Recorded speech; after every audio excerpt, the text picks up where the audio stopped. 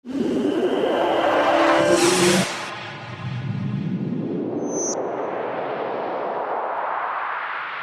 గ్రంథం దేవుని యొక్క వాక్యలు 12వ అధ్యాయము 3వ వచనాన్ని చూస్తే, తల్లి గర్భమందు యాకోబు తన సహోదరిని మడిమని పట్టుకొనెను, మగసిరి గలవాడి అతడు దేవునితో పోరాడను. ఎంత అద్భుతమైన మాట! అంటే పౌలు గారి కంటే ముందే దేవునితో పోరాడిన వ్యక్తి, మనుషులతో దేవునితో పోరాడిన వ్యక్తి, ఒక వ్యక్తి కనబడుతున్నాడు. ఇక్కడ అంటున్నాడు, అతడు తన సహోదరిని మడిమని పట్టుకున్నాడట, మగసిరి గలవాడే దేవునితో పోరాడను. ఎంత చక్కటి మాట! రోషముగా, పౌరుషముగా దాని అర్థం. ఎవరైనా దేవునితో పోరాడి గెలవగలరా? తనతో దేవునితో పోరాడాడంట. పోరాటం అంటే మంచి పోరాటం. మంచి పోరాటం అంటే విశ్వాస సంబంధమైన పోరాటం. ప్రార్థనలు పెనుగులాడటం, బ్రతిమిలాడటం, కన్నీళ్లు విరటం, దీన్ని పోరాటం. ఈ పోరాడి ఏమయ్యాడంట? దేవునితో పోరాడి అతను దూతతో పోరాడే జయముందెను. అతను కన్నీరు విడిచి అతని బతిమాలను, దేవుని దూతని బతిమాలను. పేతుల్లో ఆయన అతనికి, అనగా దేవుడు అతనికి ప్రత్యక్షమాయను. అక్కడ ఆయన మనతో మాట్లాడెను. దూత అనగా యేసు ప్రభుతో పోరాడి జయముందాడట. కన్నీరు విడిచి అతని దేవుని బతిమాలను. ఈ యొక్క విషయాన్ని మనం ఎక్కడ చూస్తామో? ఆదికాండములో చూస్తాం. యాకోబు ఎలాగా దేవుని సన్నిధిలో ప్రార్థించాడో మనకంతా కనబడుతుంది. అది కనుక ఒక్కసారి చూడగలిగితే ఆదికాండం 32వ అధ్యాయాన్ని మనం చూడాల్సిందే. ఆదికాండం 32వ అధ్యాయం గనక చూస్తే ఇక్కడ యాకోబు జీవితం కనబడుతుంది. 32 చాప్టర్ 32వ అధ్యాయము 24వ వచనంలో ఒక్కసారి గనక చూసినట్లయితే ఒక మాట ఉంది పిల్లలు. యాకోబు ఒక్కడు మిగిలిపోయెను, ఒక నరుడు తెల్లవారు వరకు అతనితో పెనుగులాడెను. అతడు అంటే తాను అతన్ని గెలవకుండా చూచి తొడగూటి మీద అతన్ని కొట్టెను. అప్పుడు అతను ఆయనతో పెనుగులాట వలన యాకోబు తొడగూడు వసలెను. ఆయన తెల్లవారుచున్నది గనక నన్ను పోనిమ్మనగా, నీవు నన్ను ఆశీర్వదించితే గాని నేను నిన్ను పోని అనను. అంటే ఏషా వస్తున్నాడు, తను చంపివేస్తాడని భయపడి ఇక్కడి నుంచి, ఇంటి నుంచి పారిపోయాడు. యాకోబు 21 ఏళ్ళు ఒంటికర్రతో వెళ్ళాడు. 2 గుంపులయ్యాడు. దేవుడు అతన్ని బహుగా దీవించాడు, ఆశీర్వదించాడు. తిరిగి వస్తున్నప్పుడు తన మామగారి నుంచి వస్తున్నప్పుడు ఏసావు ఎదురుగా వస్తున్నట్ట. ఇతను భయపడిపోయాడు. మిక్కిలి భయపడిపోయి 3 గుంపులు చేశాడు. ఒక గుంపు మరొక గుంపు చేసి కానుకగా అతనికి ఏసావుకి పంపించినట్లుగా ఎబ్బేకురేవు దగ్గర దాటిపోయి తను ఒంటరిగా మిగిలిపోయి రాత్రంతా కూడా ప్రార్థించాడంట. బైబిల్ ఉంటుంది, ఆ మాట ఉంటుంది. రాత్రంతయ్యో అందరినీ పంపించేశాడు, రాత్రి ఒక్కడే నిలిచిపోయాడంట. 21వ వచనంలో 32-20 అతడు కానుకను తనకు ముందుగా పంపించి తన గుంపులో రాత్రి నిలిచెను. ఆ రాత్రి తను లేచి తన భార్య ఇతరులు దాసీలను 11 మంది పిల్లలను తీసుకుని ఎబ్బేకు రేవు దాటిపోయాను. యాకోబుని తీసుకుని ఆ ఏరు దాటించి తన కలిగినంతా పంపివేసి అతడు ఒక్కడు మిగిలిపోయాను, ఒక నరుడు తెల్లవారు వరకు అతనితో పెనుగులాడెను. ఇక్కడ యేసు ప్రభు నరుడు, దేవుని యొక్క వాక్యం అంటుంది తెల్లవారు వరకు అతడు దేవునితో పెనుగులాడుతున్నాడంట. తాను అతన్ని గెలవకుండా చూచి యాకోబుని దేవుడే గెలవలేక అతను ఏం చేస్తుంటే తొడగూటి మీద అతన్ని కొట్టిన. అప్పుడు అతడు ఆయనతో పెలుగునాడుట వలన యాకోబు తొడగూడు వసలెను. ఇప్పుడు అంటున్నాడు, దూత అంటుంది, తెల్లవారుచున్నది ననక నన్ను పోనిమనగా, అతడు నీవు నన్ను ఆశీర్వదించితే కానీ నేను నిన్ను పోని అనను. ఈ సంవత్సరం మనం కూడా మన జీవితంలో ఇటువంటి విశ్వాసాన్ని, ఇటువంటి మగసిరి కలిగిన ప్రార్థన, ఇటువంటి పోరాటం, ఇటువంటి పట్టుదల కలిగిన ప్రార్థన అని చెప్పచ్చు. ఒక రాత్రి తన జీవితం మారిపోయింది. ఒక్క రాత్రితో ఏమంటున్నాడంటే, తెల్లవారుచున్నది నన్ను పోని అంటే నీవు నన్ను ఆశీర్వదించితే కానీ నిన్ను పోనివ్వను.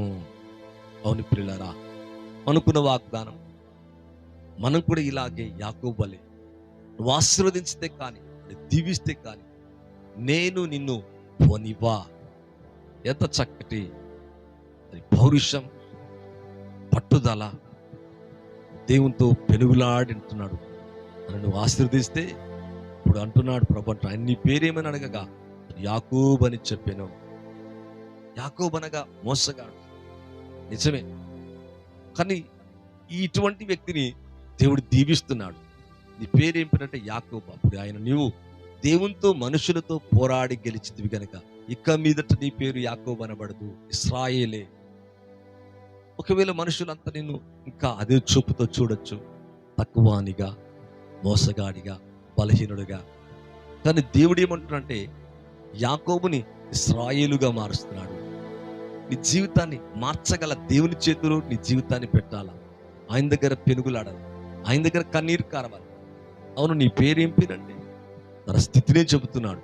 అప్పుడప్పుడు మన స్థితిని, మన పరిస్థితిని, మన బలహీనతను, మనం ఉన్న స్థితినే చెప్పాలా. ఇక్కడ యాకోబు పేరు అదే కాబట్టి యాకోబనే చెబుతున్నాడు. మోసగాడనే, అవును నేను నా బలహీనత ఇది, నా పొరపాట్లు ఇవి, నా జీవితం ఇది. అప్పుడప్పుడు మనం దేవుని దగ్గర కూడా దాచిపెడతా ఉంటాం.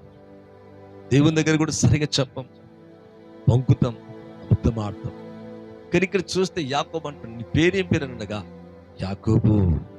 అప్పుడు అంటున్నాడు, దేవునితో మనుషులతో పోరాడి గెలిచితివి కనుక ఇక మీదట నీ పేరు ఇశ్రాయేలే కానీ యాకోబు అనబడదు. ఎంత అద్భుతమైన కార్యం. ఇక నీ పాత జీవితం ఉండదిగా.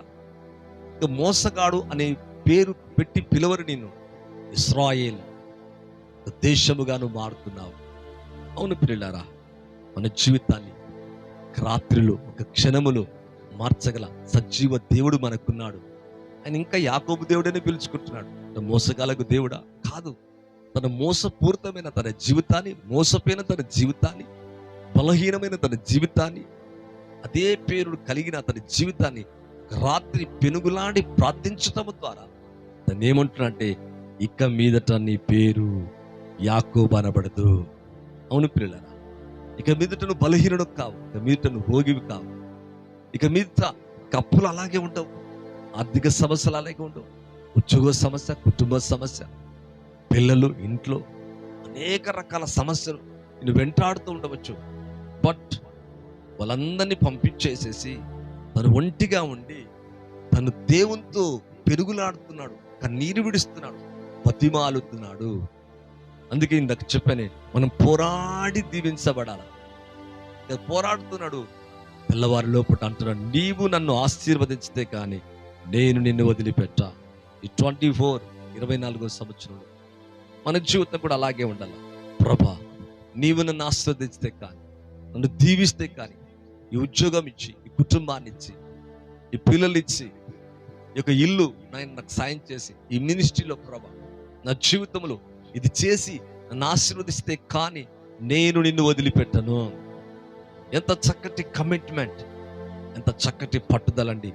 అందుకే మగసిరి కలవాడట, కన్నీరు విడిచినట, దూత దగ్గర బతిమాలి జయముందినట్టుగా బైబిల్లో చూస్తున్నాము. యాకోబు యొక్క జీవితం ఇక యాకోబులాగా లేదండి. యాకోబు యొక్క జీవితాన్ని దేవుడు పూర్తిగా మార్చేసినట్లుగా చూస్తున్నాం. ఇక మీదట నీ పేరు అలాగ అనబడదు, నీ జీవితం అలాగుండదు, నీ బ్రతుకు అలాగుండదు. ఏసావుకి భయపడుతున్నాడు, కానీ దేవుని ముఖాముఖిగా చూస్తున్నాడు. అప్పుడు ప్రభు అంటున్నాడు, ఇక నీ పేరు అలాగుండదను. నీ పేరేంటని ప్రభుని అడుగుతున్నాడు. అందుకని నీవు ఎందు నిమిత్తం నా పేరు అడుగుతీవి? ఇక్కడ తను ఆశీర్వదించను. యాకోబు అంటాడు, నేను ముఖాముఖిగా దేవుని చొచ్చి నేను నా ప్రాణము దక్కినది, ఆ స్థలమునకు పెనీయులు అని పేరు పెట్టును. దేవుణ్ణి ముఖాముఖిగా చూస్తున్నాడంట. నరుణ్ణి, దూత అని ఉంది, నరుడనుంది. ఆ నరుడు, ఆ దూత ఎవరో కారు. ఆ నరుణ్ణి చూస్తే ఎవరిని చూసినట్టంట? దేవుణ్ణి చూసినట్టంట.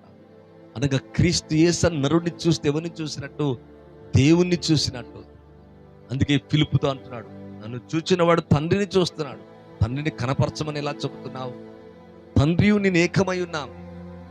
ఇక్కడ అప్పుడు అంటున్నాడు, ఆయనను నా ప్రాణం దక్కినది. దేవుని చూచేవాడు బ్రతకలేడు, ఆయనను దేవుని చూచి ఆయనను నా ప్రాణం దక్కినదని ఆ స్థలమునకు పెనీయులని పేరు పెట్టెను. సూర్యోదయం అయిందంట. తొడగుంటూ నడుచుకుంటూ వెళ్ళాను. ఎంత చక్కటి మాట పిల్లరా. అక్కడ అతన్ని ఆశీర్వదించను, దేవుడు అతన్ని దీవించాడంట. ఈ యొక్క లైవ్ చూస్తున్న నీ జీవితంలో సంవత్సరం ప్రభు నిన్ను దీవించునుగాక. ఇక మీదట దేవుడు ఇది మొదలుకొని నేను దీవించునుగాక. అబ్రహాము, ఇస్సాకు, యాకోబులను దేవుడు దీవించినట్లుగా నీ ప్రతి శాపము, పాపము, బలహీనత, దోషము, అపరాధము, అనేక సంవత్సరాలు నిన్ను పట్టి పీడిస్తున్న ప్రతి పేదరికం యేసు నామములో తొలగిపోనుగాక. ప్రతి చీకటి కట్లు తెగిపోనుగాక. అవును, మనుషులతోనూ దేవునితోనూ పోరాడి జయం పొందుతున్నాడు. ఈ లైవ్ ద్వారా మీ జీవితంలో కూడా ప్రభు అన్ని విషయాలు కూడా నీ పోరాటాలు ఏమైతున్నాయో ఆ పోరాటాలన్నీ తీసివేసి ప్రభు నిన్ను దీవించి ఆశీర్వదించునుగాక.